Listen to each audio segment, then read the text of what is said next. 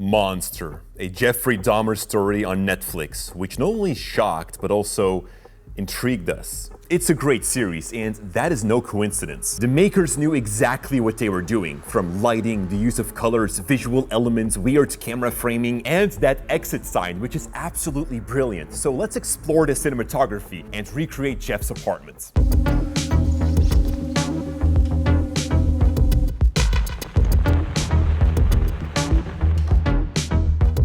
We're gonna work today with the Rhodolite, and more specific, the brand new Neo 3 Pro and the AEOS 2 Pro. These right here are brand new lights, and Rhodolite are actually kickstarting these. You can find a link to their Indiegogo campaign, and if you pre-order them, you can get an early bird discount. So definitely check that out. And Rhodolite, thank you so much for sponsoring this episode. We're going to set up Jeff's apartment now with these two bad boys.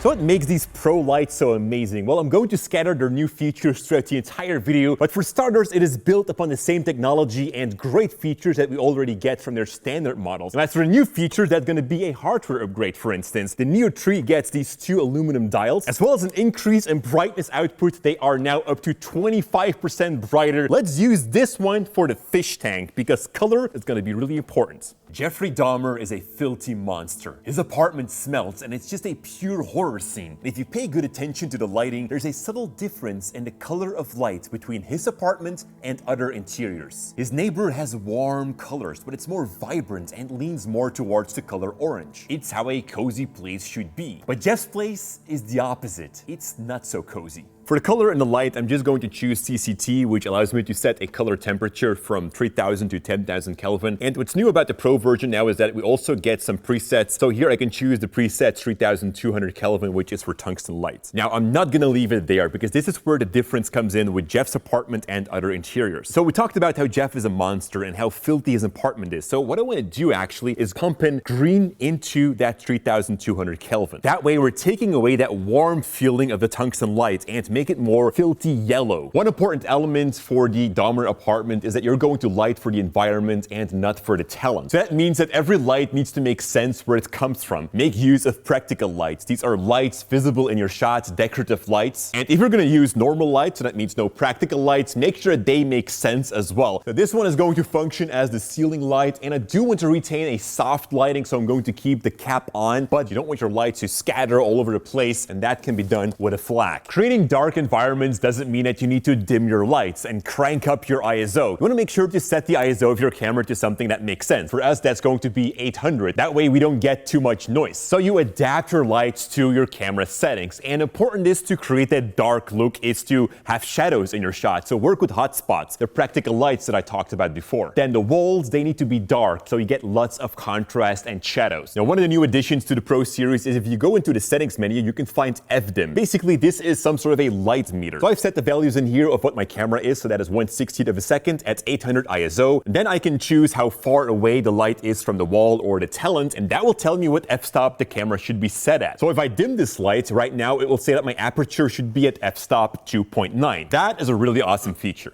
So now that we know, or at least feel in our unconscious, that this is Jeff's color, we can use that to tell a visual story. As Jeff steps out of his apartment, the color of the light doesn't really change. It remains the same as within his apartment until we see his neighbor. Her apartment colors are more vibrant, more orange. So that tells us that Jeff has control over the hallway too. So unfortunately, she's trapped within her apartment. If she wants to leave her apartment, she has to go through Jeff's space. She only feels safe within her apartment or behind the exit sign. There's a great scene in the first episode where Jeff stands between the exit sign and his neighbor Glenda, and that's the same for his victims. They are not safe until they've crossed that exit sign. It is unbelievable how much thought went into this, and it doesn't stop there. That exit sign has so much more going on. There are even shots in the series where they deliberately framed it in the center. That's how important the sign is. I'm going to use the light of the fish tank for a moment to hang here in the hallway. And what's really cool is that I can actually save this as a preset so that I can recall this color back later on when we're back in Jeff's apartment. So now let's set it to something different and use this as a practical light. Because I have to say, with the cap on it, it kind of does look like a practical light. This is something that I can highly recommend to get, guys. It's basically aluminum foil painted black. It's called Cinefoil, and you can use that to wrap around lights to avoid any spill on the walls or anything like that. So we know that the exit sign marks Jeff's area, but it's not a green sign, nor is it just a sign.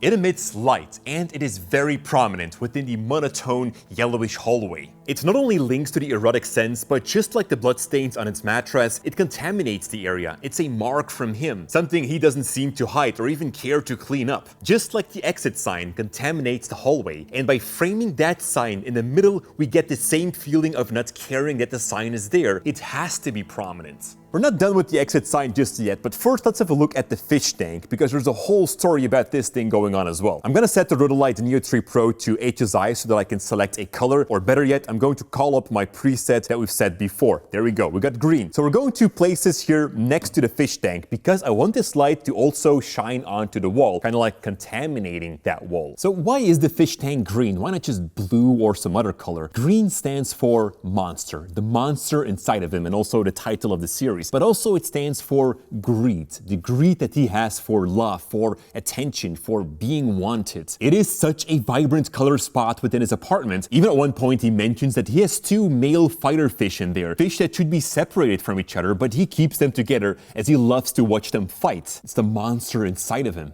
As we cut to the interrogation with Jeff's father, which goes a little back and forward from the apartment, we get a blue and cold lighting color. It's mostly just a top light, flagged off to eliminate spill and shadows on the walls. But there's a very interesting element going on. Look at the shirt he's wearing, and more specific, the color palette. It's the same yellow and green from Jeff's apartment. Definitely the color green stands out, as he just heard about what his son did. He heard about the monster inside of Jeff and the tragedies that happened inside of his apartment. I love such visual storytelling.